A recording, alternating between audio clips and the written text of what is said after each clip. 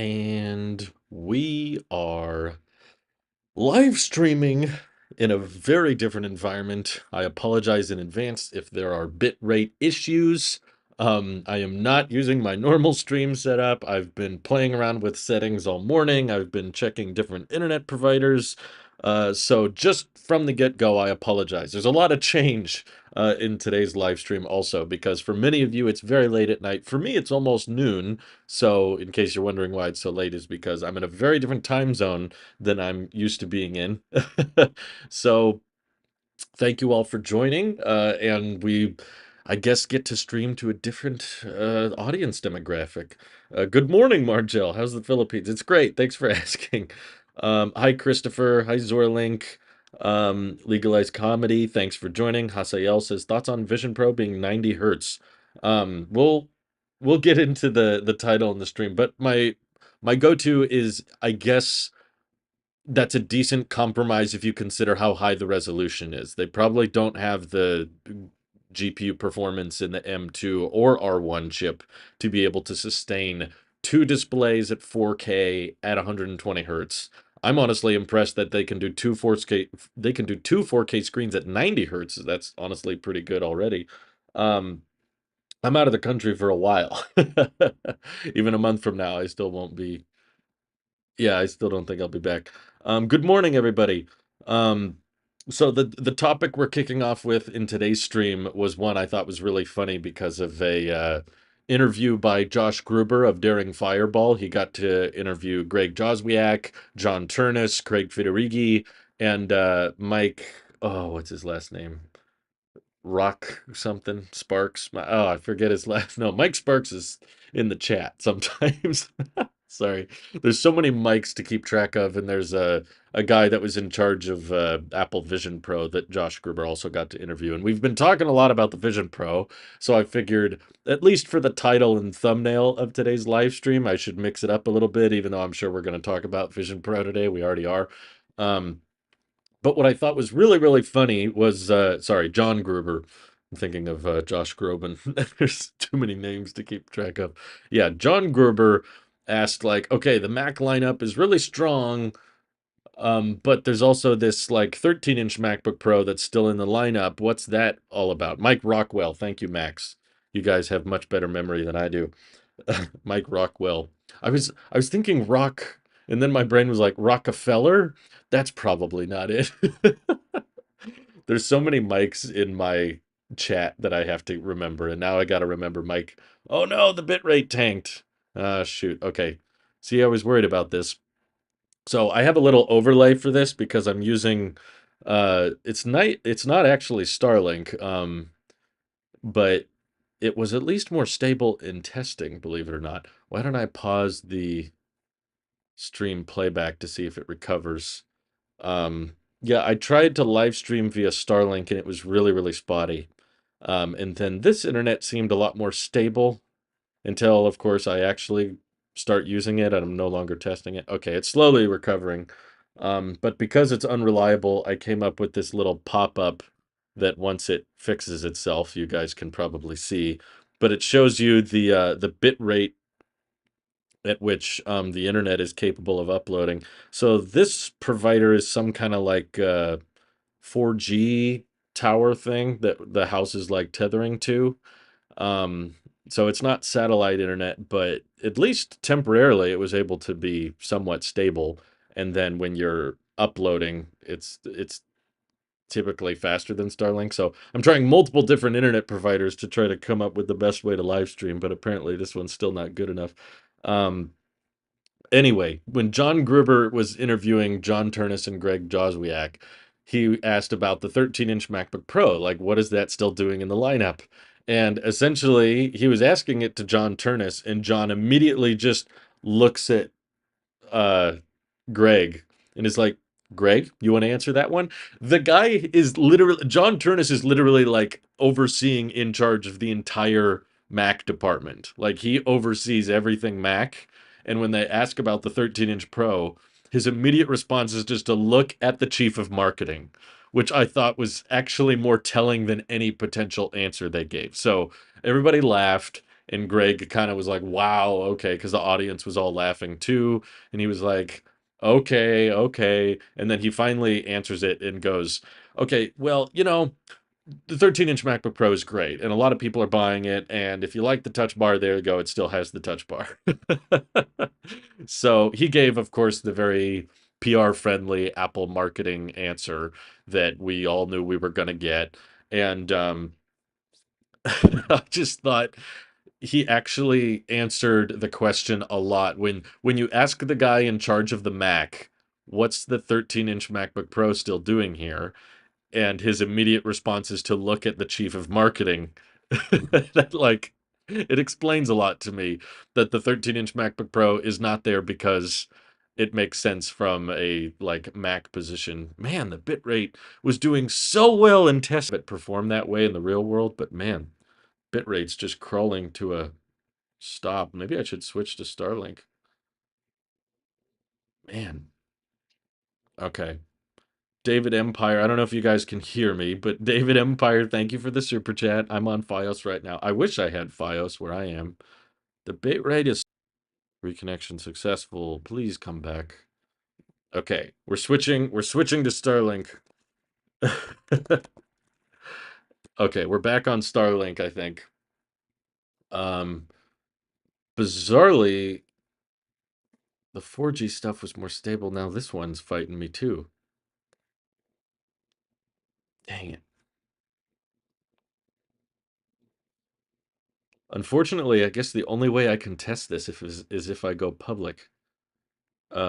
I wasn't using Starlink because it was like this basically. It was really bad.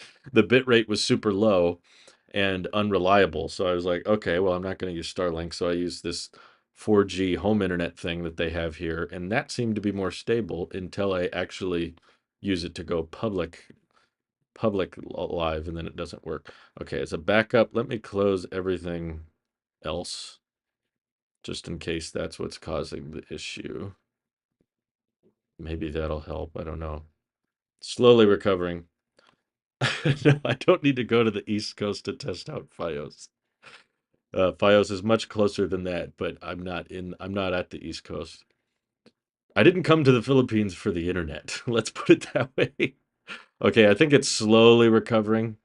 Um, no, it's not an issue of 720 versus 1080. That's not the problem. Um, it's just the internet here sucks. Okay. So I guess hopefully it's making its way back up. So you can check right here what the bit rate of Starlink at any given time is. 1,000 and up is usually watchable. That's usually decent. When you get below, 700, that's when it tends to look really, really pixelated. Um, so as it slowly creeps back up, it should be a little bit more legible. But essentially, I found it funny that John Turnus, my guess is based on their response in the John Gruber interview, I think that John Turnus doesn't want the 13-inch MacBook Pro either.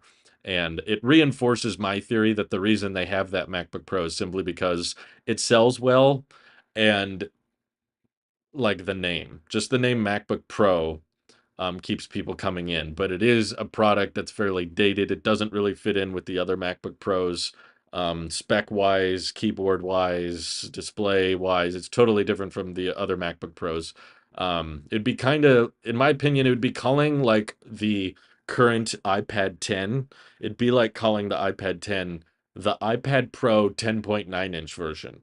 It's like you just wouldn't do that. You would call it something else because it's so different from the other iPad Pros. We just call it iPad 10.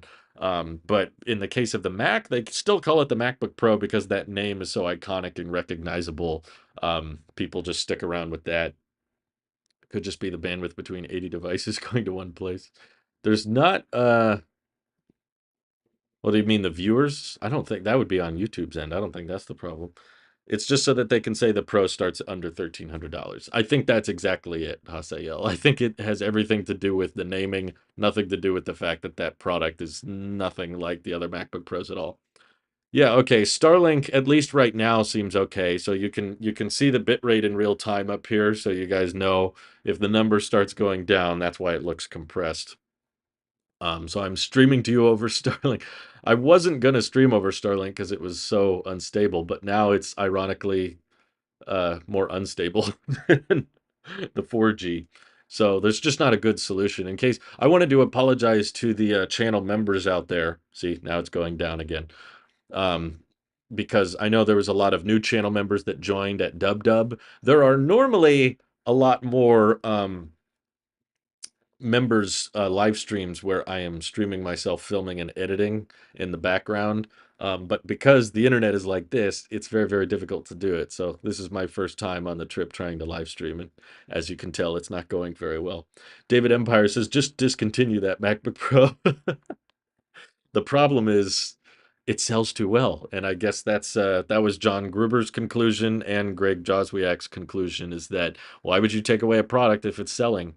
Steve Jobs would probably take away a product if it's selling simply because he wants the lineup to look cleaner, and he doesn't like the complexity of the so many Macs in the lineup. But I guess nowadays Tim Cook, Apple doesn't really care too much.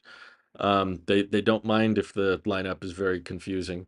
Um, yeah, quality reminds me of the MKBHD uploaded 1,000 times. Well, my hope is at least that you can hear me. I think you guys all know what I look like at least.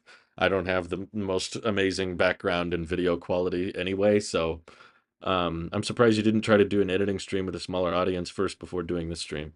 Well, I figured it would still be a test regardless. I did multiple test streams. I didn't really see the need to stream to an audience. I did stream to a smaller audience. The audience was me. And I can see the bit rate. I don't really need the chat to tell me how it looks. I know what it looks like when it's super low bit rate. But I guess the like 30-minute live stream I did on 4G wasn't long enough of a test cycle because it was good for 30 minutes. So I was like, okay, this internet must be pretty solid. I think I can stream with this. And then I switched to public and then it falls apart and it sucks. So I'm like, oh, great. Hopefully the audio stays consistent at least. I'm already trying multiple carriers, David. I don't know how many Sims you expect me to buy, but not going to be here for an entire month. But Burkhart says, I see plenty of people buying the 13-inch MacBook Pros whenever I'm at an Apple store. I'm hoping the 15-inch MacBook Air will start to sway people since it's a much bigger screen for the same price. I hope so too, because then we could finally move away from um, that dated design still sticking around. I guess some people really like the touch bar though. Um, yeah, there's no visible LT here, David. We are far away from any kind of visible towers. It looks way better than the top black bar that can be put there with software and looks like a bezel with mini LED contrast. Wait, what are you talking about? The notch on the Mac is fine because the bezels are symmetrically thin. Yeah, a notch means that the side bezels can be thinner. That's true. That's what it enables. And the notch, in my opinion, makes far more sense on the Mac than it does on the iPhone. Mac is a far bigger display and it almost always has a menu bar at the top. So the notch kind of just blends in perfectly. You tend to use your Mac in the same orientation at all times as well. And not the same story with your iPhone. So in my view, the notch on the MacBook is way more justified. I don't know if you heard it earlier, but I appreciate the super chat, David. Thank you for the donation. Um, Riley says, I bet you Jaws was the one who pushed for the 13-inch to still exist. Absolutely. That's why John looked right at him, because John Turnus didn't have an answer to that question, but he knew the marketing team would. Um, Zuralink says, I've had my first Mac with a notch for 2 weeks now, and I couldn't care less. No, even on phones, I don't really care about the notch, but to be fair, my iPhone doesn't have a notch anymore. But my Doogie S100 has a little bit of a notch. It doesn't matter. It's so negligible. Hasael says, I'm confused on what the colors will be on the iPhone 15s if both are rumored to be matte finishes. Are we going to get lighter matte shades for regular and more saturated ones for the pros? Possibly. It's rare that they go more saturated with the pros. I think it's more likely that they'll have saturated colors for the cheap ones and more muted colors for the high-end ones because they'll be made of titanium. So portrait MacBook users rise up. Are there YJ Choi thinks there's portrait MacBook users. There can't be. There's no way. Since the MacBook Air 15-inch starts at the same price as the MacBook Pro 13-inch, do you think people will choose the 15-inch Air over the 13-inch Pro? I would think so. That's what Burkhart's assuming. Um, I mean, I feel like most of the time people don't buy the MacBook Pro because it's thin and light. I think the people that buy the 13-inch MacBook Pro are buying it because they don't know what they're doing, but they think they're a pro. The 14-inch and 16-inch MacBook Pros are for people that either have more money to justify it or are real professionals and they need the extra CPU or GPU performance, or they need the extra ports or the better display for whatever reason, or they just want it. They don't need it, but they can afford it. So the 13-inch MacBook Pro is, you're on a budget, but you think you're a pro user and you're not really. Because if you were really a pro user, you would understand that that does not offer really any kind of substantial advantage over the MacBook Air, which is far cheaper. So it sells well, but I basically think it shouldn't. Like, I don't think it deserves it. I think the vast majority of people that buy the 13-inch Pro would be totally fine with a M1 MacBook Air. They just think, oh, well, I'm a pro user. This says pro, so it must be faster. It must be more capable. They don't really understand it has the same chip. They're not thinking about it. Or there's just the diehard touch bar people. I guess they're also buying it. But considering they've gotten rid of it across so many different product categories now, I'm guessing that there's not that many diehard touch bar fans.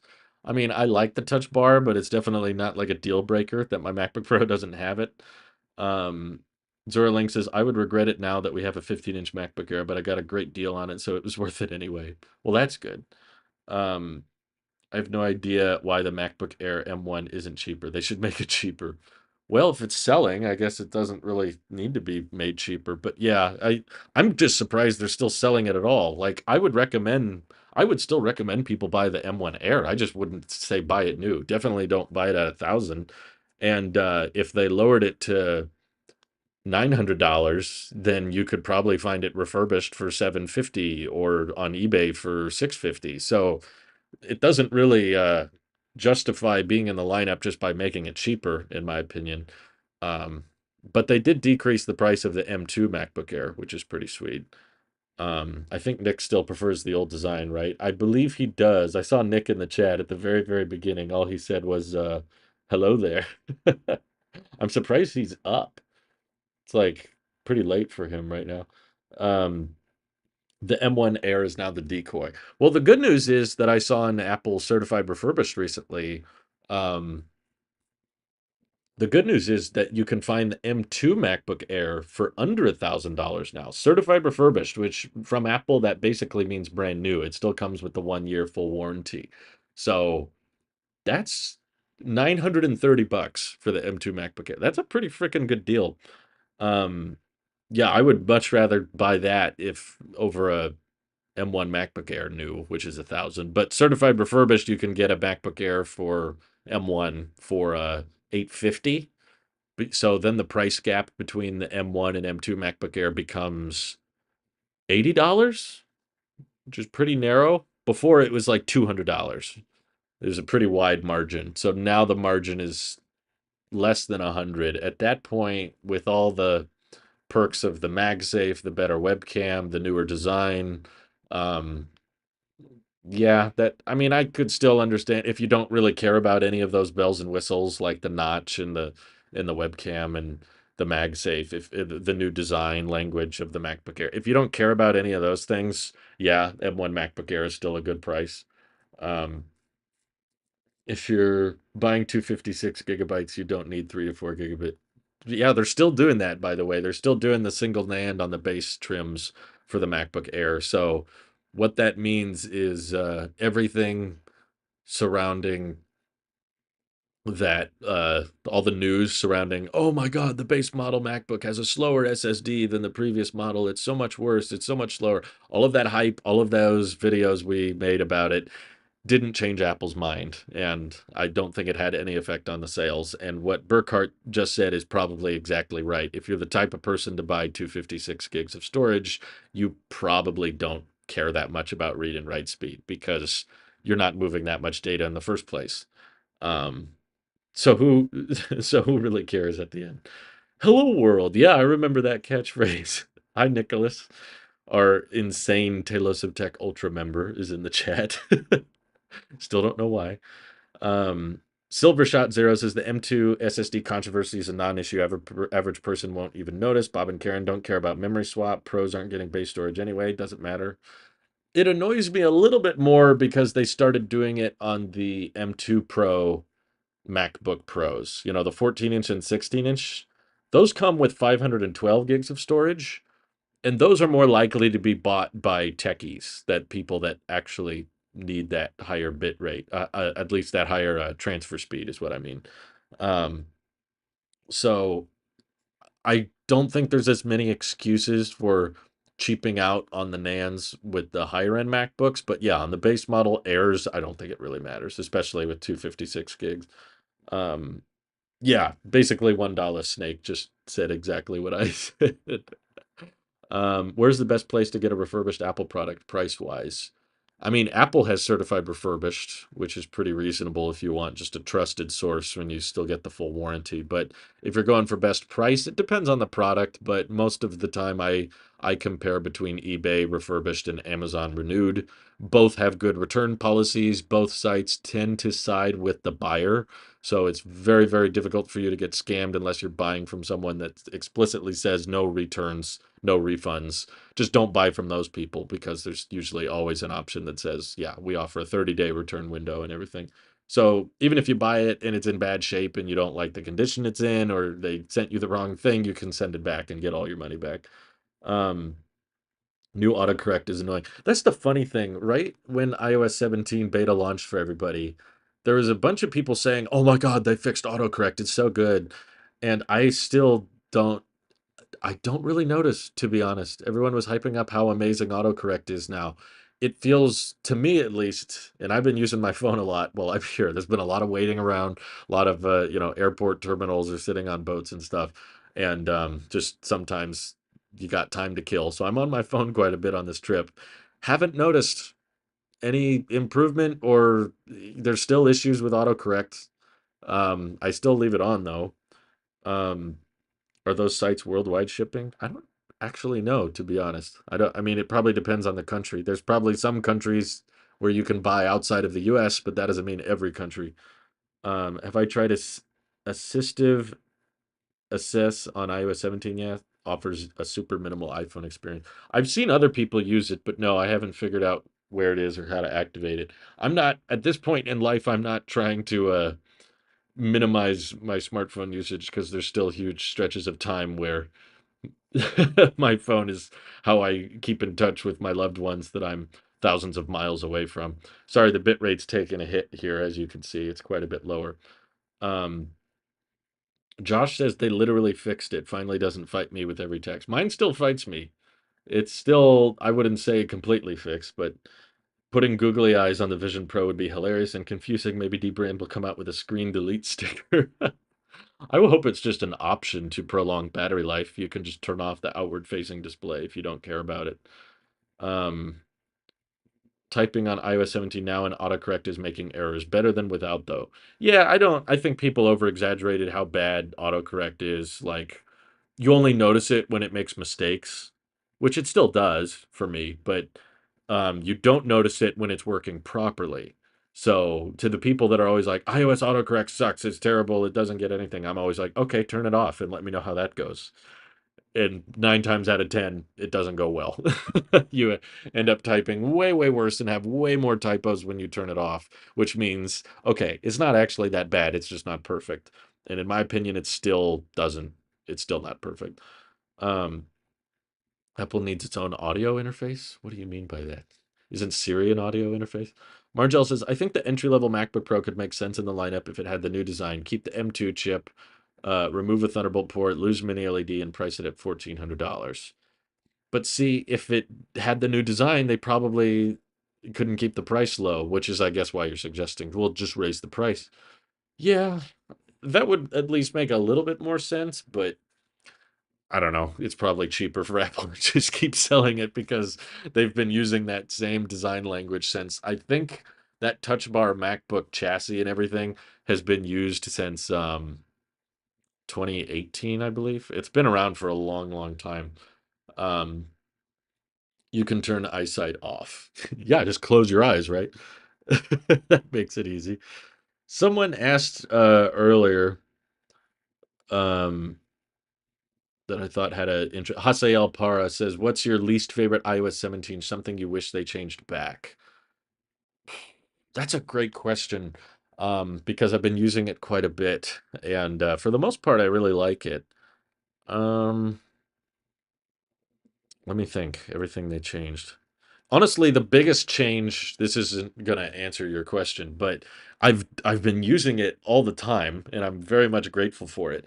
What's been super duper obvious in iOS 17 is the fact that when you airdrop photos to the phone, it doesn't automatically switch to the Photos app anymore. I love that. That's wonderful. I don't love this bit rate. That's very annoying because I know I look super pixelated. We're down to 200 kilobits per second. Hopefully it connects to a satellite here and it'll improve itself. But yeah, low bit rate like this was the reason I was trying to switch between different providers, but the other providers weren't any good either. So here it goes. Now it's slowly recovering. So yes, we are live on Starlink right now. Um, let's see. iOS 17 beta 1 is fairly stable for me. That's good. Yeah, I have a little bit of bugs here and there, like apps crash sometimes, and sometimes the phone doesn't like show the display when I'm trying to unlock it. But yeah, there's been little things, but nothing's honestly that major, which is good. Are you considering keeping Vision Pro? Eh, I don't know. I really need to try it, to be honest. Like I love a lot of the concepts surrounding it. Like the more I go about my daily life. Obviously, you guys, a lot of you were probably there witnessing my um, reaction to the Vision Pro announcement, and it wasn't very positive at first, I'll admit. It looked weird, it looked bizarre, and I was laughing a lot, and the price was insane. And I was like, okay, what are they doing? What is the thought process here? But I just couldn't stop thinking about it. This it was fascinating. I loved talking about it. I loved speculating on it. What does this mean for the future? What's the long-term expectation of this hardware and this software? What's it going to be like? And the more I thought about it, the more I kept realizing, oh, this is a situation when this would be really nice. Like we talked about a while ago, at some point, I was like, my MacBook Pro is great, but sometimes it feels a little bit smushed to try to do all my work and do all my video editing on this 16-inch display. Um, so I was like, oh, I hope Apple makes my dream monitor. We were talking about that for a while. I hope they make this 32-inch, 4K or 6K screen with ProMotion and mini LED, good dynamic range and everything. I was like, I hope they make that. And they just never really did. And the studio display was still pretty pricey for what it was. It was basically just an iMac without the computer in it. They took the exact same panels from the 27-inch iMac. Um, and I was like, okay, this isn't really that great. So I started looking at other monitors. I think we did a stream about that. And I was like, okay, if I am okay with 60 hertz, I can find some pretty cheap, decent monitors. But it felt kind of silly to be buying a monitor when I'm going to be taking trips like I am right now. It's like, okay, even if I bought a monitor, I'm not going to be able to take it with me on a trip. I'm still going to have to leave it at home for several months out of the year.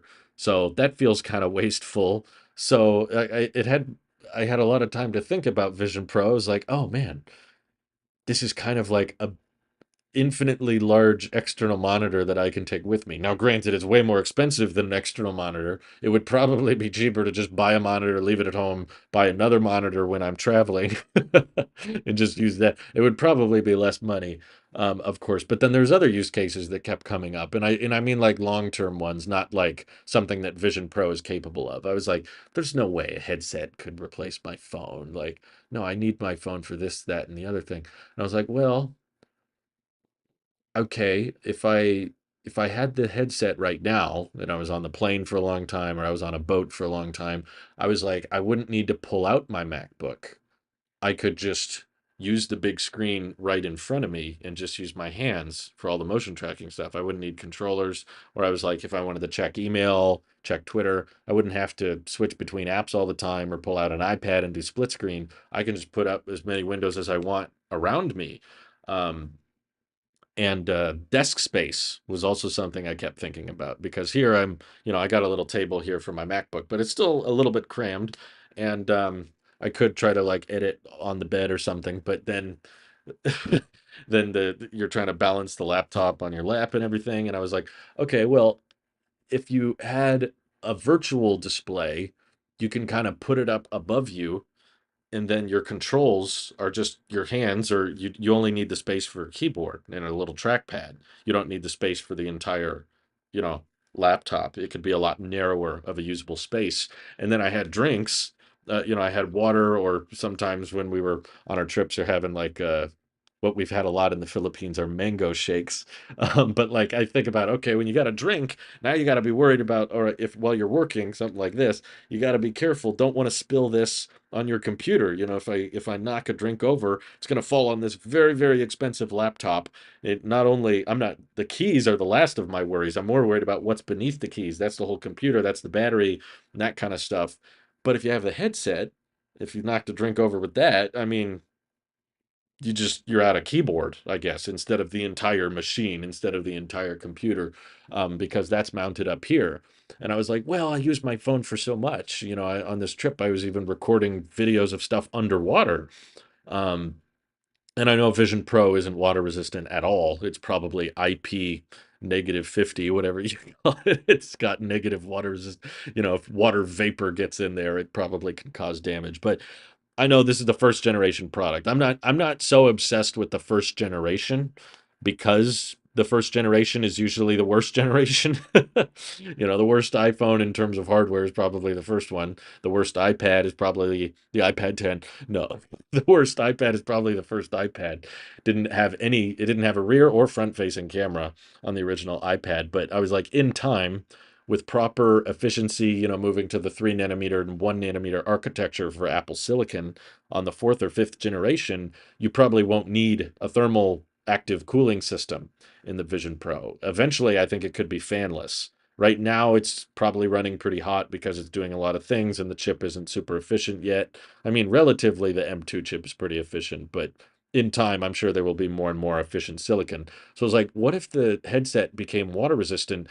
And they showed in the event, actually, I did my reaction stream, and then later on I rewatched it without my commentary. Obviously, I was like, you know what, I was reacting, I was reading the chat, I was live streaming. I need to watch the keynote again, specifically just the part about Vision Pro. I'm going to watch that again, and I'm not going to talk through it. I'm just going to focus on it. I'm not going to be having it on in the background while I do other things. No, I'm just going to like actively sit and just watch it. And they have this part where they show the different modules that can come off and seals that you can put on. And I was like, okay, in the future, you could probably put on an accessory to Vision Pro that makes it water resistant. Then you could use it as goggles. You could probably swim with this thing and probably see better than you could with regular goggles, because it's got cameras all around it. And you know how cameras look underwater compared to how goggles look. They look much better than your naked eye does underwater. And your eyes hurt also when you do that. But not only do you have a way to see underwater, now you can record underwater. Now you can do spatial videos submerged. I was like, I know there's issues with that now thermally. They can't do it with the first generation because it's got all these vents and cooling systems in place. But I was like, in time, the first iPhone wasn't water resistant either. So I think we shouldn't be so obsessed on the first generation. I think that's the issue I'm seeing a lot with the comments, and a lot of the complaining going on now is everyone's just obsessed with the first generation, and they just expect that first generation will never change, it will never improve, it will never get better, it'll never get cheaper, and that's just the way it is. And everyone's like, no, I don't visualize a scenario where everybody buys $3,500 headsets with 2-hour battery lives. It's like, okay, think bigger than that. Not that many people actually bought the first iPhone either. The first iPhone got a lot of criticism. The first iPhone did not have uh 3G connectivity, which I think there were other phones at that time that did. It was not cheap relative to other phones on the market. It was way more expensive. It didn't have a front-facing camera. It didn't even have multitasking, and it was only available on one carrier. You had to buy it through AT&T. If you didn't have AT&T, you couldn't use it. Um, there were a bunch of limitations. It's obvious to know that the iPhone was the future now because we saw what the later iterations of it were capable of. But the first generation was not super clear to most of the public. A lot of people were not sold on it and thought this is a horrible idea. Um, and with time, with right implementation and improvement, another thing to keep in mind, the iPhone got way, way bigger after Steve Jobs. It did not really take off into the hyper mainstream the way it is now, um, until around the iPhone 6 is when they started selling in the like hundreds and hundreds of millions. Um, so my point is that by the time Vision Pro or the Vision OS starts to become actually mainstream and socially acceptable, Tim might not be at the company anymore. It's not something that happens overnight. It's a slow burn, in my opinion. It could take far longer because I do think Vision OS is much harder to market than the iPhone. Like just fundamentally, if we're looking at when the iPhone came out versus what right now with Vision Pro, you can just kind of show people here's the iPhone, here's the screen, here's how the screen looks, and you touch it and it does this stuff. Not that easy to demo Vision OS. You have to kind of come up with these holograms and you have to use CGI to kind of layer and composite animations on top of a camera work, but you can't translate a spatial computing experience over a 2D screen, which is how we're all watching Vision OS right now. We're not truly experiencing it yet. Only those people that got the 30-minute demos at Dub Dub got to truly experience it. But I think that's the most exciting thing is every video I've watched from someone that did get to try it at Apple was pretty blown away by it. And they had mostly very positive things to say. And this is still just the first generation. Um, the Felicious Ranter says, I think it will be a great product. The only reason I'm not going to get it is if I could afford it because my eyesight is not good for VR. Yeah, I've heard a lot of people bring that up. Yeah, I would like Hasael says, would you recommend buying a Vision Pro, leaving it sealed, and betting on it becoming a collector's item for 5 times the price in 15 years, like the original iPhone? No, because it's a tangible thing that can get lost or damaged. And if you're waiting 15 years, you'd be far better off just investing that $3,500 in a mutual fund or S&P 500. That's not investment advice, but if your goal is just to have a collector's item, um, Apple is such a big brand now. There's going to be probably several million Vision Pros and probably enough people that are thinking like you, thinking, oh, this is going to be valuable someday.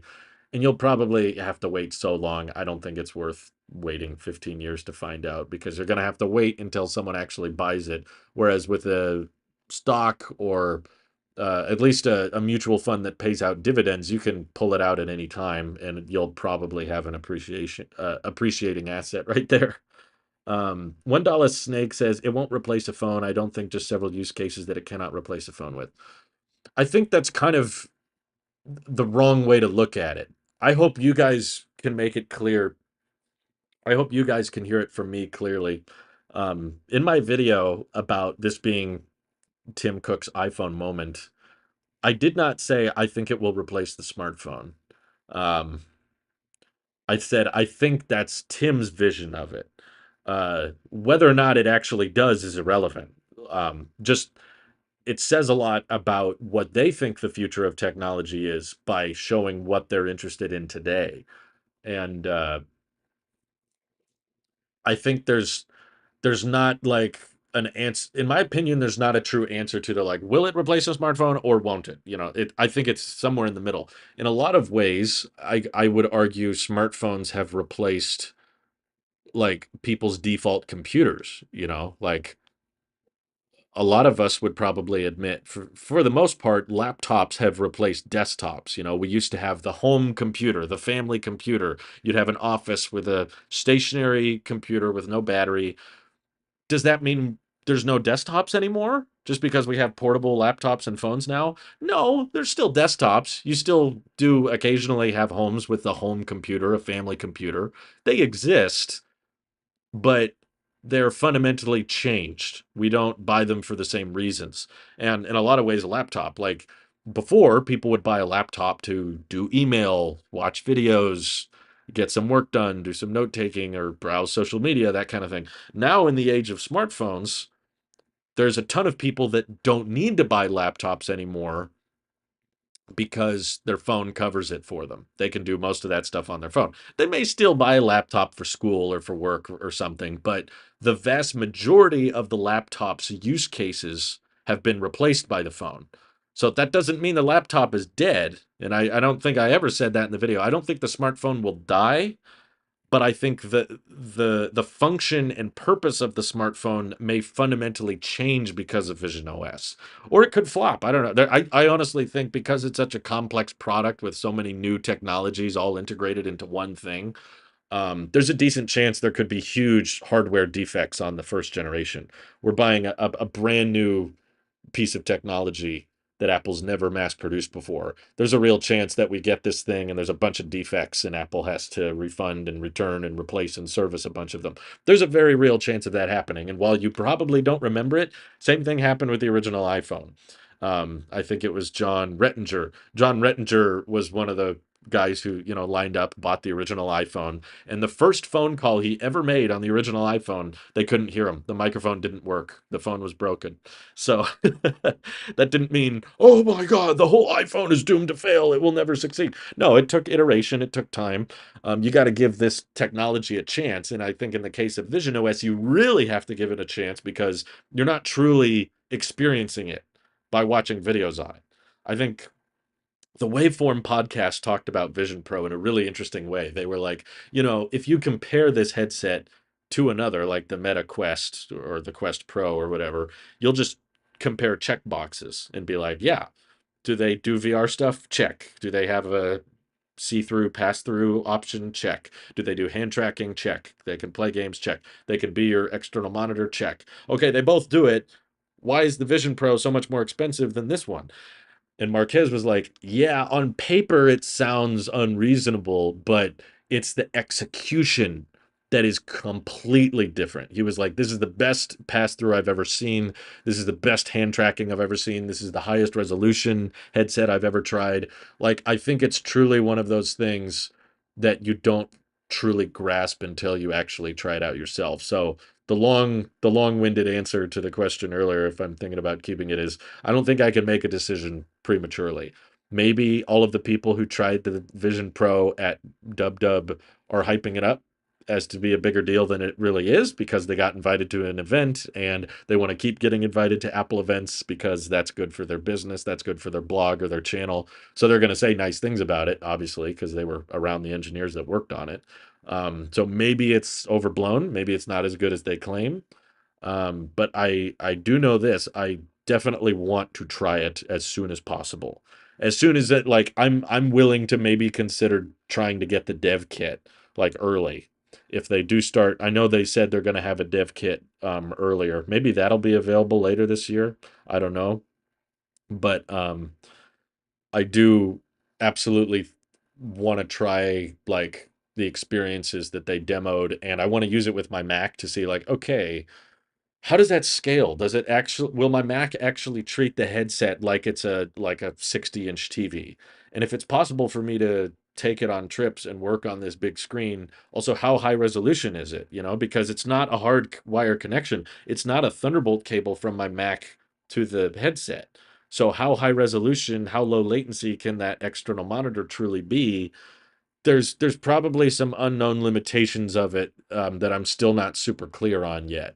Um, but I'm still just excited for the use cases that keep opening up for it. Like a lot of us, I know it's a weird thing, but a lot of us, when you're in the bathroom, you're like, I'm gonna check my phone. Well, now you're in this weird predicament where you're like, oh, geez, where do I put do I put it back in my pocket, or maybe you're wearing, gym shorts or whatever. You don't want things in your pocket. Oh, do I get up? I gotta get the toilet paper. I gotta balance the phone on the sink or whatever. All that. That's why I use that example in the Vision Pro video of like, it's great for going to the bathroom because you're wearing it. You could see everything. You can control everything. You don't have to take it off, balance it on the sink. That kind of stuff. Burkhart says, I'll be trying to get the dev kit. If you can't, I'll let you borrow mine. Oh, wow. Thank you, Burkhart. That's nice of you. It's a good thing we live so close. I think there's an NDA with the dev kit since we never heard of anyone who had the A12Z. Probably. I thought there was some people that talked about using it. But yeah, I would still love to try it. Even if I have to sign an NDA and I can't talk about it, I would still love to try it. Um, Vision Pro is still too expensive. It should be a glass with ultra wideband glass handling input through digital crown and trackpad, compute by transmitting. I don't think that would help, to be honest. I don't think ultra wideband can transmit 90 hertz, 8 or 6K or 7K resolution. Um, but I think that the first generation is honestly not that important. I think people are over obsessing on the current day specs, including the price. They're just like, it will never take off at that price. And I'm like, well, we've heard this before. We heard this about the Mac. We heard this about the phone. And yeah, they kind of find their price based on what the demand is for it. But I think that the overhead for Vision Pro is quite high if you consider with proper improvement, proper scaling, profitability, and like how to lower the prices of it, scale up production. This can replace more devices than really anything before it. I mean, the iPhone is probably the biggest replacement for so much computing because it's so portable and you can just keep it with you, but your phone is what it makes up for inconvenience. Like, it's a decently sized screen, so you can type on it, you can watch videos on it and stuff, and you can fit it in your pocket. So it's very convenient to take out and put away. Probably more convenient than the headset would ever be, but it loses in screen real estate. You are limited to, even on the best phones, a 6 to 7 inch screen. So that affects your multitasking. That affects what menu options there are, how much information you can see at once. Whereas the Vision Pro is the first Apple product that's not really bound by a bezel. Every Apple product is bound by, how big of a screen can you make it and how big of a screen can you fit for that object. Whether it's a watch, it's got to fit on my wrist. If it's a phone, it's got to fit in your pocket. If it's a laptop, it's got to fit in your bag. If it's a monitor, it's got to fit on your desk. There's all of these limitations based on the bezel, essentially. How can we fit that monitor, fit that object in each use case? But with hologram technology like Vision OS, with spatial computing, there's really no limit to that. Now you can be on a plane and have 100-foot size screen, um, or you could be sitting in a bus and want to have a 32-inch monitor right there in front of you. And just like we have AirPods that let you tune out your surroundings or tune in to your surroundings, I think Vision Pro kind of does both. It's like headphones for the face, headphones for your eyes. Odd but fair super chatted. Love your videos. Listen to your podcasts on my drive to work. Well, thanks, man. The next few podcasts won't have me in them, but I'm very grateful you super chatted. Thank you.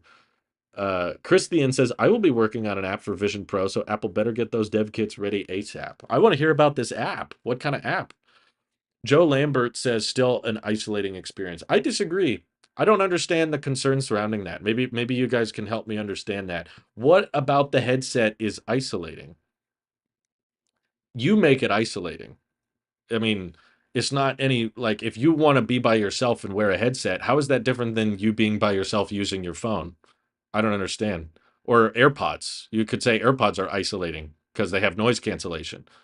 So that means if there's people around you, you can tune them out by putting in headphones and taking out your phone. I keep seeing people's concerned about isolation with the headset. I don't get it at all. I think that's a human issue. If humans want to be more isolated, they will be. The headset doesn't encourage or discourage that, in my opinion.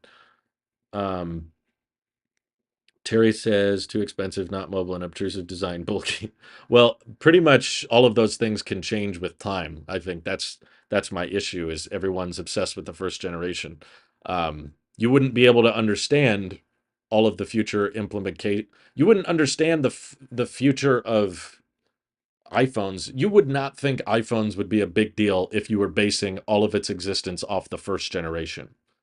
The first iPhone didn't have an app store. It didn't have a front-facing camera. That means no FaceTimes, no selfies, like no Twitter, YouTube. Well, there was a YouTube app technically that Apple came up with, but imagine if there was no app store, no multitasking, no front-facing camera, and it just never changed. Of course, you wouldn't think the iPhone's the future. Obviously, you just you wouldn't bother. You'd be like, nah, it's kind of a weird niche thing. But with time, it improved and it got more scalable and it got better. And I expect the same thing with Vision OS. I guess I'm more excited for Vision OS. I'm less excited for the first generation product because I know that one's in the development period. And I think it makes sense for the first generation of the product to focus on uh, being a home theater system because obviously the battery life is not great on the first gen. So you want to showcase it in situations where it doesn't need to be on battery power for that long. So when you're watching TV, you can just plug it in. Or if you're in the workplace, there's probably power outlets around. You don't have to move around too much. The first generation, they're gonna target its strengths and probably not demonstrate its weaknesses, which would be, yeah, using it on the go, using it while you're out and about. Battery life's pretty weak. It won't be great at that. But I think with time it will improve and now there's a lot more reason for Apple Silicon to get better. Like there's a lot more experiences and features that unlock with improving chip performance now. Whereas I didn't really feel that way about the Mac. We're already to that point with the Mac where it's like, okay, it's fast. The battery life's great. Now what? Wait around for the M3 chip. Okay, it's a little bit faster. The battery life's a little bit better. Or it's the same and they just shrunk the battery. Okay, now like we went from videos exporting in 5 minutes to 4 minutes, and then after that, 4 minutes to 3 minutes. Okay, now 3 minutes to 2 minutes. The silicon in my Mac is not a prohibiting factor in my workflow. Like the internet affects my workflow much, much more, as you can tell by the bit rate of this live stream. My internet speed is going to slow me down way more than my computer is. Basically, my silicon is not really a limiting factor. I'm not going to justify spending $5,000 on another Mac simply because, okay, I saved 2 minutes on the export. That's not a huge, like, that's not going to unlock the $5,000 worth of profitability. So there's less and less reason, in my opinion, to update your Mac these days once you've got an Apple Silicon Mac, all the differences are going to be pretty marginal, not super noticeable. And most people aren't exporting videos at a rate where a difference of 30 seconds to 2 minutes is really going to save them that much money, make them, or win over a client or something because you delivered it 2 minutes faster.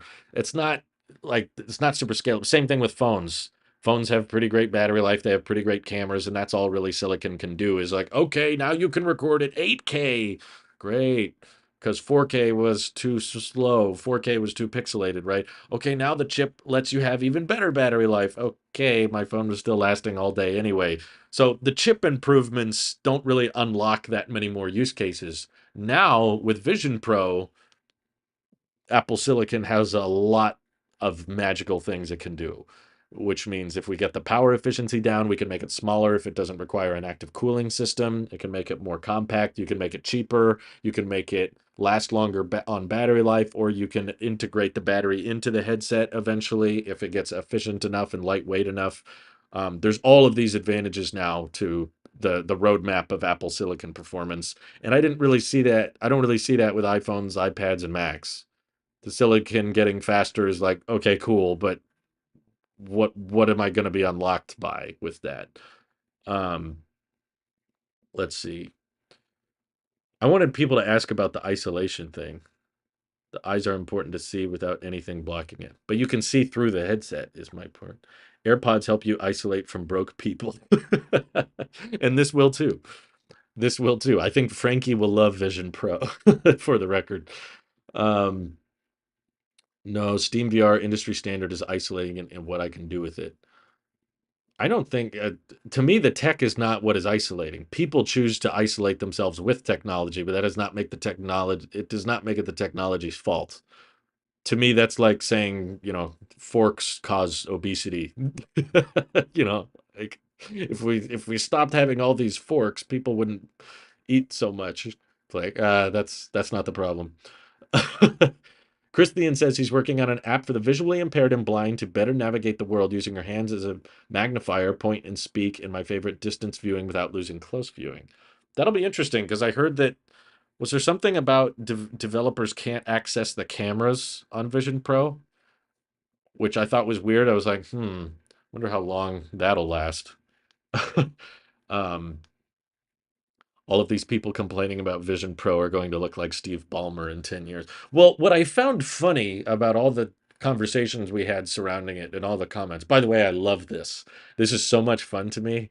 Like, to be honest, in the past, I would just kind of go through the motions on these streams or on the podcast of just like, okay, there's some iPhone rumor. Let's talk about the iPhone rumor. Okay, will the camera bump be this big or this big? Will the iPhone be purple or red? Who cares? Like, how does this affect any of us? I'm really just doing it because I know you guys want to talk about it and people expect me to talk about it. And yeah, I kind of have an opinion on it, but it's not really, it doesn't excite me. I just feel like we have to talk about it because this is the tech channel and that's what we do. But this whole Vision OS, Vision Pro discussion, I'm actually passionate about. Like, I'm genuinely, I love these talks. I love when people disagree on things and we can speculate on what will and won't be the future. Um,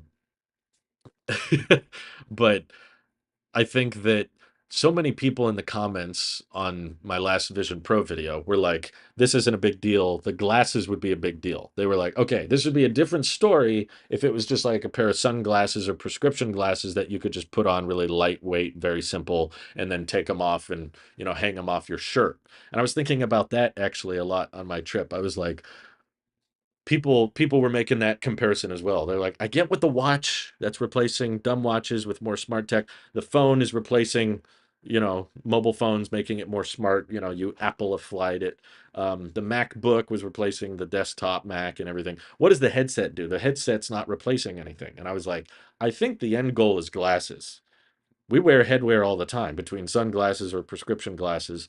And I think clearly, based on the presentation of how this is a device you look through, and while it's capable of doing VR stuff, that is not the intention. That is not the end goal. They really want, that's why they put so much work into the screen on the outside. They want this to be something that you can use around other people. They want you to look through it the majority of the time. So the technology doesn't quite exist yet for it to be miniaturized in the form of glasses, where it's actually passing light through um, instead of cameras to a display. But that tech's not ready yet, so they're working with what they have. But a lot of people said, well, a glass would be different. But my point is, I think even if next year or if in 10 years, regardless when it happens, if they came up with glasses that ran Vision OS, it would still just be a new version of Vision Pro. Like, I don't think it would be a separate product category. I don't think it would be a different, like, this is Vision Pro and this is glasses. No, the glasses would be in the same camp. It would be another Apple Vision product. It would just be using different technology.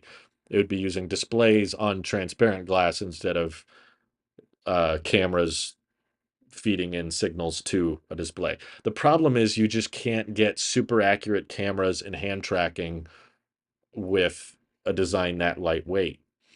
Um,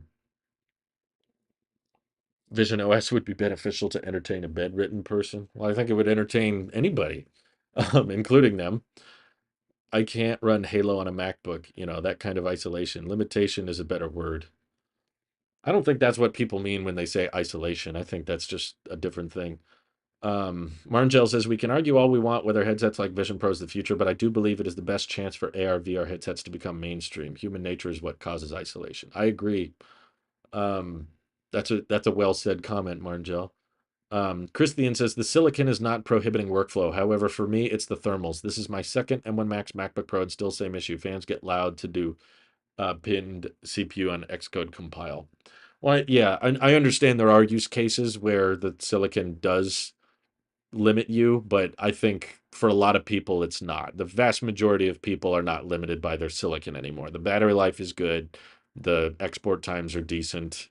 Um, there's some edge cases where it's like, yeah, that would be nice if it didn't run so hot or it didn't run so loud. But okay, even if they fix your issue with the M3 chip, M3 Max or whatever, you're still gonna do the same things. You're not going to use your computer any differently. You'll just be done faster.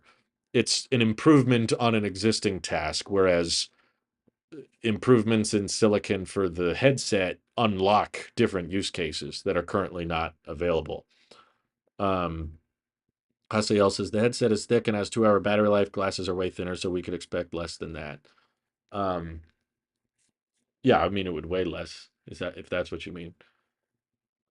Samuel says, I'm currently on a Delta plane at cruise on free Wi-Fi. This is streaming without any problems. Good, good. I'm glad to hear that. Burkhart says, we already have the Nreal Air glasses. I could see Apple just making a version of that and then put an A16 inside the battery pack and have that in your pocket. 4K micro OLEDs instead of 1080p. Well, I don't think micro OLED is transparent, is it?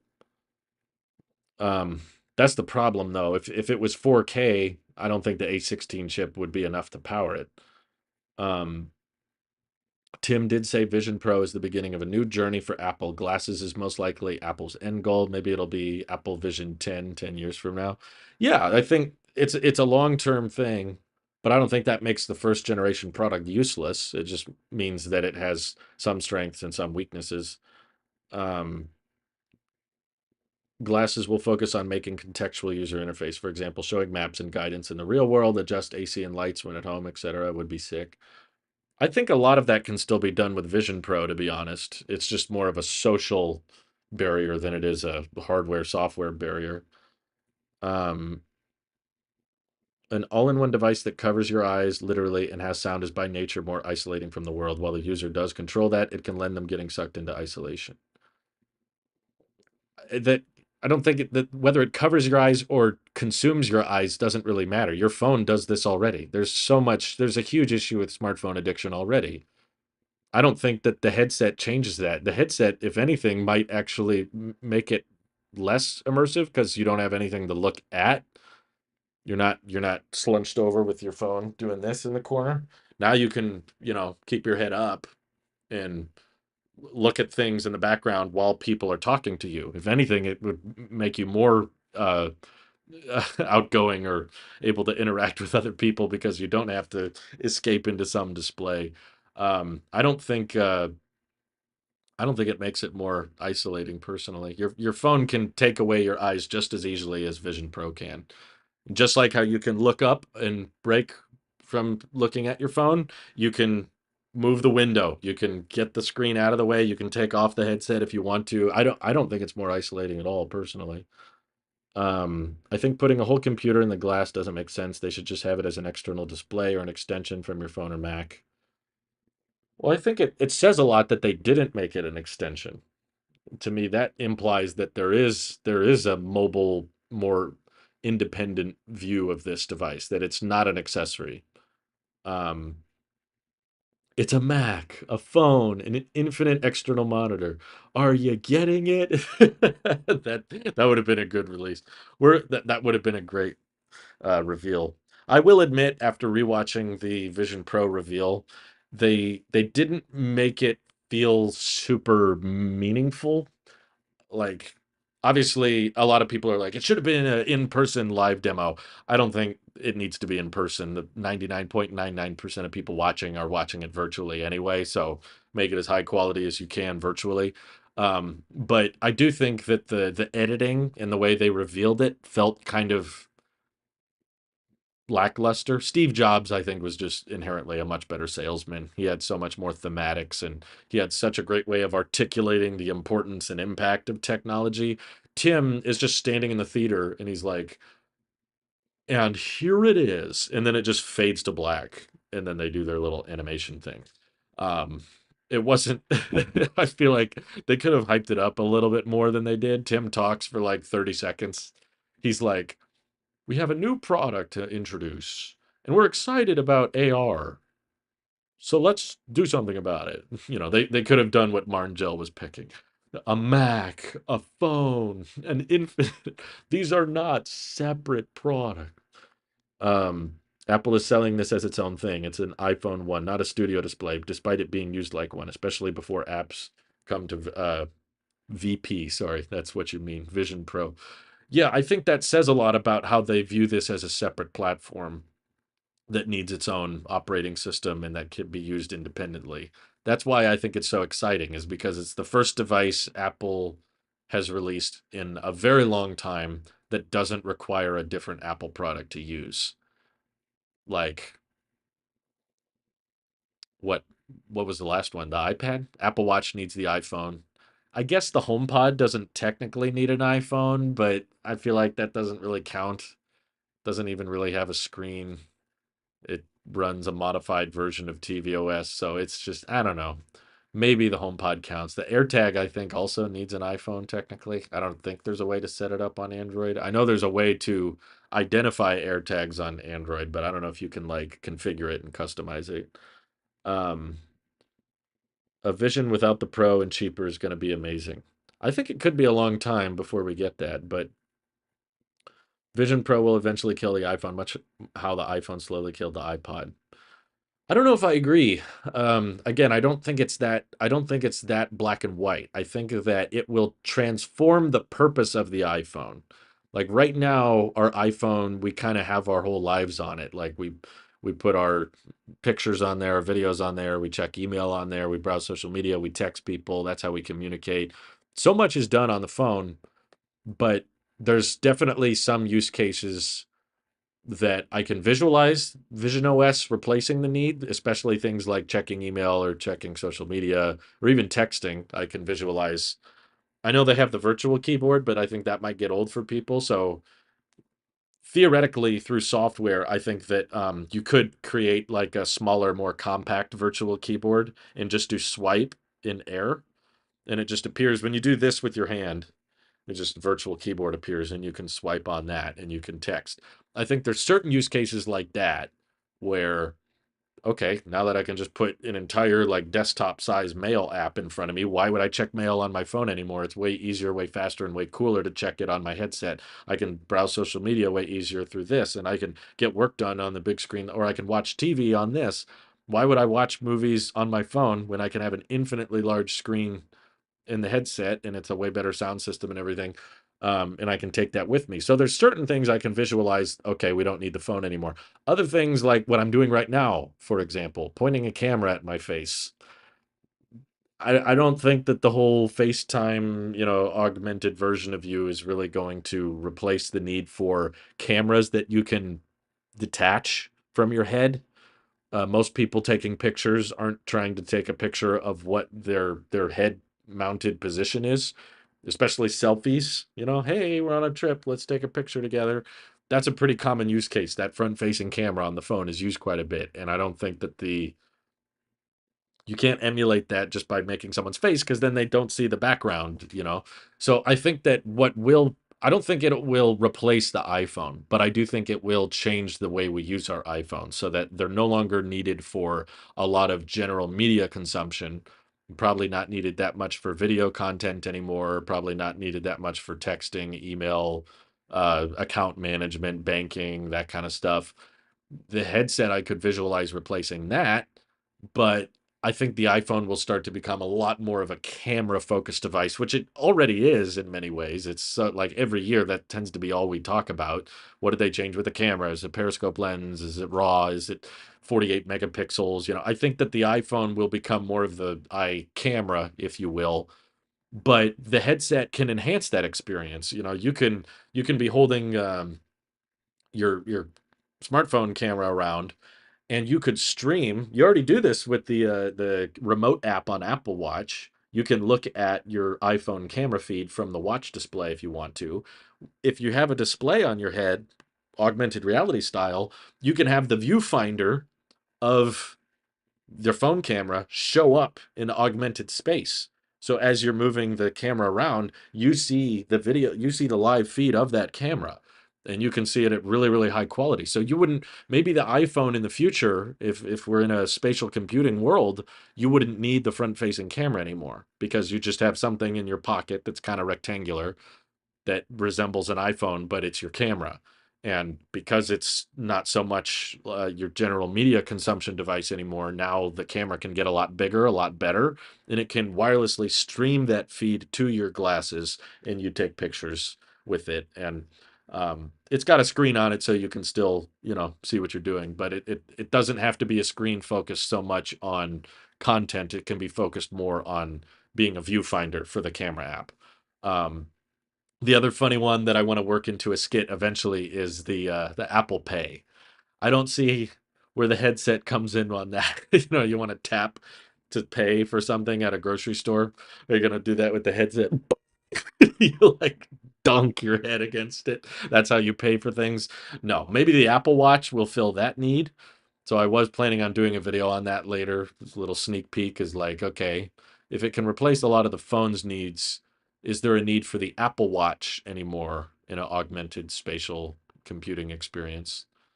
For health tracking stuff, maybe. I mean, you could probably with time incorporate a lot of health data into the headset. You could probably do a heart rate monitor up here. Um, Maybe body temperature checking, maybe blood oxygen levels. This isn't really a great place to check around your eyes and face and stuff, but neither is the wrist. Blood oxygen level is best checked from the finger, not from the wrist, but they found a way to do it with the watch. So there might be some health data that you can track pretty accurately from the headset, given enough iteration and enough upgrades. But um, double click your ear and smack your head. Yeah, like that.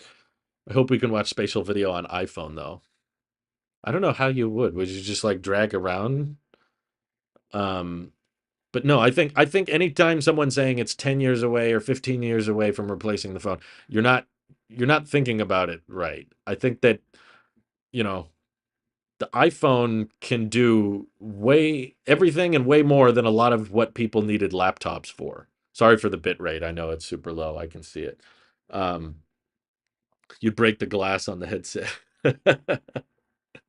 Headset weight is too large. I'm fairly active in VR. It's not great. I know, but again, you guys are getting really, really hung up on the first generation. That's like saying the iPhone will never take off because it doesn't have an app store and it's not water resistant and there's no front-facing camera. You wouldn't say that's a fair criticism because you're like, well, in time it did get all those things. I can say the same thing about the headset. In time, it won't be so large. In time, it won't be so bouncy. It won't be so expensive.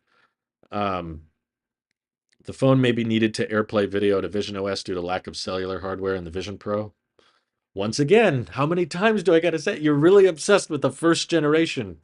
iPhone will never take off because it doesn't have 3G or 4G connectivity. It got those later, but it didn't have it in the first generation. There's nothing stopping them from adding cellular to Vision Pro in the future. I mean, they added it to the watch, and that's way smaller than the headset is.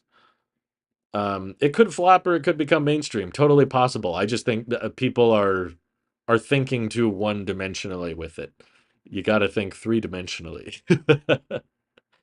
I don't know anybody that does 360-degree video. I always thought that was kind of a gimmick. Um, Even the big screen beyond, which is tiny, less than a Q2 controller, it is bouncy, and I'm not going to run with it. Well, not this generation. We're talking about future generation again.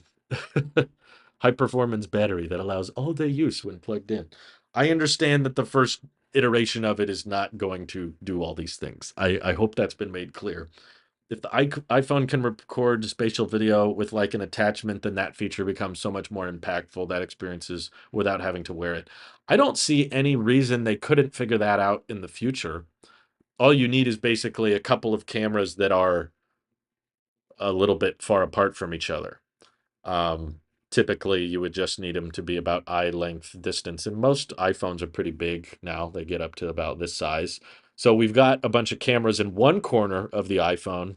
If you wanted to do spatial video, you'd probably just start putting cameras in the other corner. I don't think you could do spatial video with the current camera arrangement. Maybe Apple knows something I don't, but I don't think it would create the same effect. You can't swim with the first generation Vision Pro, but in future generations, I see no reason why they couldn't make it water resistant. That would actually be such a cool pair of goggles. And don't say that's outside of the realm of what Apple would consider. They made the Apple Watch Ultra. They made an accessory where they bragged about how you can scuba dive with this thing. You can go 150 meters deep with this new Apple product that lots of people buy. Okay, you got your Apple Watch Ultra for your deep sea diving. Now imagine wearing a headset that lets you see probably way clearer than a pair of goggles would, and you can record video from that pair of goggles. Really high resolution video and 3D, really high depth. Various iterations of this are still needed to improve. Well, who doesn't think that, Russ? Has there ever been a single Apple product that didn't need various iterations to improve the product? Of course, every product will improve with time. That's what excites me about it, is because I don't think we have that with much else. And iterating on the MacBook Pro isn't going to unlock that much more use cases. It's still a MacBook. Iterating on the iPhone isn't going to unlock that much more use cases. It's still an iPhone. That's true. Underwater versions of Vision Pro, you could actually use, unlike the iPhone. iPhone touchscreen is basically useless underwater. Hand gestures would still work. You could still, you know, tap to click, click and hold. You could have files and apps and tabs and things and move them around underwater because it's just vision based. As long as the cameras can see your hands, you could use it exactly the same way underwater. Dude, think of the AR experience. You could make games that you play in your pool. You could make like a Marco Polo type deal, or you could have like an oxygen counter thing that depletes as you get lower. Like they could have that in the health app. When you're swimming underwater, it tells you how much oxygen you have left, and it's dangerous for you to hold your breath this long. And it can tell when it's underwater, and you can move your menus around, your settings around. You can be tracking your work. Dude, when you're swimming in a pool or something, like doing tracks, you know how on the Apple Watch there's a setup for tracking your laps in the pool? You could put that information, like here's your swim data, here's your heart rate and stuff. You could put that like in front of you so you don't have to check it underwater. You could put that in the pool. Like put it on the side of the wall underwater, and you'd be swimming with the headset, and you could see, okay, I've been swimming for 5 minutes, I've done this many laps, and you could track that. Like, not in the first generation, I understand. It's not going to be watertight for a while. The iPhone took, I think, 7 generations before it was remotely water resistant. But, sorry, I bumped the table. Just, it's those kinds of use cases that keep coming up in my life where I'm just like, oh, this is a situation where Vision Pro would be kind of helpful. Maybe it's because I'm traveling and I'm not in my normal at home environment, but even at home, I'm thinking of things like the one that came up recently. People are like, no, people are, who said it earlier? I think it was Joe. He says, you need a TV. How are you going to view content with other people? I know, right? There's no way we could have one TV, we could have two headsets displaying the same thing. That's not possible. Of course they can. Um, no, actually, I thought of this. Most people have a TV in their house at some point, right? So Apple, of course, is going to want you to buy the Apple TV anyway. And if you're the type of person that you can afford to buy a Vision Pro, you're probably the type of person that has an Apple TV anyway. So that's the example. Is like, okay, what if you want to watch a movie with someone else? All right, I'm willing to not use the argument of, well, tell them to buy a Vision Pro because that's unreasonable. All right. But share play wise, the Apple TV could sync up with the headset. Apple TV knows what content is playing. Why shouldn't the Vision Pro content know what's playing? So the person who's not wearing the headset, they just watch the TV like nothing's different. But the person wearing the headset, they can they can capture that same movie. They're streaming it too, and they can adjust the size. So they can watch it on a way bigger screen than the other person is. And they can still rely on the sound system. They can just deactivate the speakers as you're watching the movie. And not only that, not only can you watch it on a bigger screen and have it in sync so that when they pause the movie, it pauses for you and everything, but also you can have different settings. What if you like this is one that comes up a lot in my personal life. Sorry, I'm gonna wait until the bit rate fixes itself because it's super, super low. Oh God, it's so bad. Oh, it's dead. Um, please, please recover, Starlink. You can do it. There you go. Sorry. It went really, really low. I think it cut out completely. I'm letting it recover now. There we go. Okay, here's my big idea. Here's my grand plan. With people wearing the headset versus watching on the TV, one person can watch the movie or show with subtitles and the other one doesn't have to. I was just having a family event where, like, my father-in-law, he doesn't like having subtitles on, but I prefer subtitles, and so does my wife. So we watched the movie with subtitles on, but he didn't like them. So we have to get, so everyone in the room has to decide which way should we watch the movie. You could take that a step further. So the people with the headset can watch with subtitles or watch without subtitles, whatever you prefer. And then the person without the headset, they can control whatever's on the TV. It makes no difference to them. Um, Likewise, you could be watching a movie with complete strangers, or friends, but maybe you speak a little bit of a different language. I've interacted with that on this trip where, they speak one language and I speak a different one. They could be watching a movie and I'm watching it with them, but I have English subtitles turned on. And, maybe they can't read the English subtitles, so they don't want those on. That would be distracting to them. So I can watch with my subtitles translating the movie, and they can watch like normal, like there's no text on the screen for them. That was another instance in which I was like, okay, even the TV watching experience is enhanced and allows for more customization. And of course, it's still pass through, so you can still see the person sitting next to you. If they make a comment, you can hear it. If they hand you the popcorn, you can see it. You can grab it and keep eating. You don't have to completely immerse yourself. So in that way, I find it actually less isolating than watching a movie with all the same screen. Um, some people like it on the wall, ceiling, or sideways. Yeah, that's another great point, Star. I didn't even think about that. I've been to some people's houses where they mount the TV way too high, and it's a pet peeve of mine. They put it way up on some stand, and it's like, oh, I don't want my head to move up that fast. But if the headset syncs up with the Apple TV, I can just make the screen bigger and move it down. I can put it at an amount that I like. Maybe if my neck's been bothering me and I need to relax, I can put the movie on the ceiling and just lay down and look straight up. And I'm watching it in sync with the person watching it on the couch. Other thing, if you are watching the movie by yourself, that can get frustrating, or even with people. Actually, man, see, this is blowing my mind. This is this is fun. I love thinking of all these things. Um, yes, Hasael beat me to the punch. You can continue watching the movie when you go to the bathroom. It all comes back to the toilet. It really does. This is a toilet product. Um, yeah, if everybody's watching a movie, you could have a movie night with like 15 people, but you have the headset.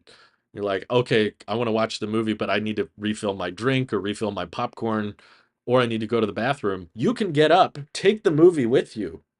I don't know if you have to pinch it and hold it, or you can just select a setting that says stay fixed on my vision.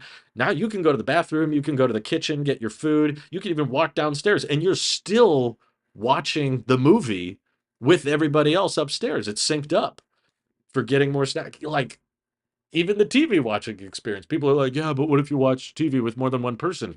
Even in that use case, I think this could potentially get better. Now, that's all speculation. That's all hypothetical. I didn't see Apple demonstrate that in the first generation. But just the fact that I'm thinking about it now means that Apple has probably thought about it 5 years ago. I doubt I'm the first person to think of this. And I will suggest this in videos. I will request this in Vision Pro reviews. If the device helps using the toilet be more enjoyable, it's the future. Exactly. That's why the iPhone was so good. It lets you use your computer while taking a dump. To be honest, the best part is being able to mute people and background noise. No more annoying popcorn chewing with selective transparency. Oh, that's true. We can kind of phase out things we want. I didn't think about that, but um, that would be amazing for people who are chatting with each other long distance. Yeah, I think VR is a bit more intrusive because without the pass through, you can't, interact with the things around you. Whereas if you're watching a movie with someone long distance, they could be watching it on their TV and you're watching it on your headset, and you can move around and you can do whatever. And you don't have to try to be watching it on your iPad and then go to the kitchen and find a place to mount your iPad. And maybe this is why Apple doesn't see the need to put a display on a HomePod. With U1 chip spatial awareness and stuff, they can just add a display to your existing HomePods if you got the Vision Pro. You could watch a movie while ordering food for delivery. You can kind of do that already with your phone, but in a TV, but now you can do it both on the same product. Yeah, that's true. Watching a Star Wars movie, you'd need more than 2 hours. Yeah, I know, I know. That's why you plug it in. A TV doesn't have battery life either. So if this is replacing your TV, this would be another. Thank God the battery bank has USB-C, right? This gives us an excuse to put USB-C cables everywhere. I'm no, this is you can't get hung up on the first generation, like I said. If you got hung up on the first generation iPhone, you never would have saw it coming. You never would have thought it was a big thing. The reason I'm excited for the future is not because the first generation is perfect. I'm actually more excited for the future of the tech community now because the first generation is not perfect. Um, Meta has no chance. I actually disagree. I think Meta is going to do much, much better now because of the Apple headset. Apple entering a market is a big deal because Apple tends to stay. Apple's not like Google. They don't kill things off a couple of years after introducing them. When Apple introduces a new product, they tend to double down on it. They tend to sell lots of them and update them. And Apple's more about long-term support. That's their big shtick. And so when Apple enters a market, that means that the mainstream is going to pay attention because Apple has captured the mainstream audiences. And the iPhone affected Android, and Android based a lot of their designs and the software around what the iPhone did. And a lot of people are like, okay, I like the idea of an Apple product, but I don't like the Apple product itself. I like this alternative to the Apple product that does what I want, whether it be side loading or more home screen customization. But it was still impacted and influenced by the iPhone. So, in the same way, I think Meta is actually more solidified now. Zuckerberg made a quote that I think I actually agree with. He said that we feel affirmation now, like we feel reassured in developing VR, mixed reality headsets because we feel like, okay, well, if Apple's getting into it, this is a serious market. Like this isn't a niche anymore. I think it'll still be niche for the foreseeable future, but long term, Apple's probably quite serious about this. And I think the pricing and the design that Apple goes with on Vision Pro will impact and influence how Meta designs their headsets. Meta is probably thinking now, oh wait, we can charge 3,500? Like people will do that? Oh, okay. Whereas before they were like, we got to keep it around 1,000. Um, and Meta will be like, oh, okay, we need to have this many cameras, and this is the hand tracking that people like. We can just emulate that. We can just copy that. Um, I think that I think that Meta will actually do much better now because of the Vision Pro, which I'm not that happy about, honestly. I don't like Meta. I want them to die. But I don't think Meta will die because of this. I think Meta will become like Samsung or Google in the mixed reality headset space. Meta becomes the next BlackBerry. I hope that happens if it means Meta burns to the ground. Yeah. I wish it did, but I think it just probably will reaffirm them now. A lot of people will probably go out and buy Meta headsets just so that they can compare them to the Apple headset. Um, Apple doesn't enter new markets too often. Is it safe to say we won't be getting a camera EV or foldable due to all the R&D and the headset has taken? This is the new market Apple chose above all. I won't say never, but I will definitely say it feels less likely now to make at least a foldable. The camera, there's no rumors of that. At least there was a little bit of rumors for the foldable and the EV, but um, if you can make an infinitely large screen with the headset, folding phones do feel kind of unnecessary. But um, if the headset doesn't do very well, maybe they'll consider making a foldable because that's a bit more easy to market. Here's the screen, here's how it works. You fold it up, it fits in your pocket. It's probably an easier sale translation to go from iPhone to foldable than it is to go to iPhone to headset. But yeah, I won't say never, but watching a TV show while playing and streaming cloud gaming on Amazon Luna while also keeping an eye on the Twitch chat would be handy for multitasking content creators. Yeah, it's just basically what you do with external monitors. Meta would be at a disadvantage with regard to silicon, but this legitimizes the market segment. Yeah, I don't think Meta will create the better product, but I do think they'll. I wouldn't be surprised if they got a surge in sales based on the Apple headset announcement. Is patent not a thing, or do I just not understand it? Well, there's ways to find loopholes around those. The same way, Steve Jobs tried to sue Google for copying multi-touch on the iPhone, but he lost the case. Apple did not win that case because the judge says you can't patent the way a software like feels. So they were allowed to copy pinch to zoom and all that stuff. So in the same way, other companies will probably copy the hand tracking and the eye tracking of the headset. Um, when I was a preteen was when iPhones got popular. I didn't see them everywhere until right around the time of iPhone 4. It'll be a while before Vision Pro is a thing if it ever gets there. I think it'll take longer because it's a lot harder to market, but I don't think anyone's trying to argue the first. I haven't seen anyone make the argument that the first generation is going to take off and replace the phone. That's not what people are saying. But the long-term vision of it, I think, is what's exciting. Um, Apple Silicon is in a league of its own. That's true. This is a market where Apple Silicon is going to really, really pay off. Um, Apple Foldable would eat iPad. I don't think so. Most iPads are selling under $500. A folding phone would be probably $2,000. But you're right. They probably wouldn't like the crease. That's fair. It's weird what Apple chooses to accept and not accept. No, the crease would be terrible, but a battery bank that you keep in your pocket and only lasts 2 hours, yeah, that's good. Um, It's 1 p.m. where I am. So sorry, I know it's late for a lot of you guys, but I'm on the other side of the world. Speaking of, though, I got to get back to enjoying my trip, so I'm going to wrap it up here. But I appreciate you guys for tuning in. I had a ton of fun, by the way. I love these streams for figuring out what the potential is for Vision OS and what use cases there are for it. What did we talk about today? Swimming with it in the future generations that are water resistant are going to be awesome. Even scuba diving could be huge. And so you don't have to turn and look at your wrist anymore. And then watching movies in sync with people so that you can uh, watch together and you can get up and leave and keep watching the movie on your screen. And you can have subtitles on or off in different languages for what you prefer. Um, there's a lot of examples like that, and I love speculating on it. Uh, Apple Silicon was made for the glasses from the beginning.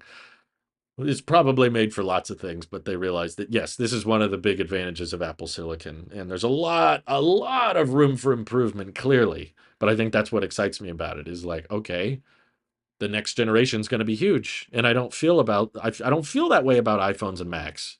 Like the next generation is going to be the same thing, just a little bit faster, a little bit longer battery life, a little bit better screen.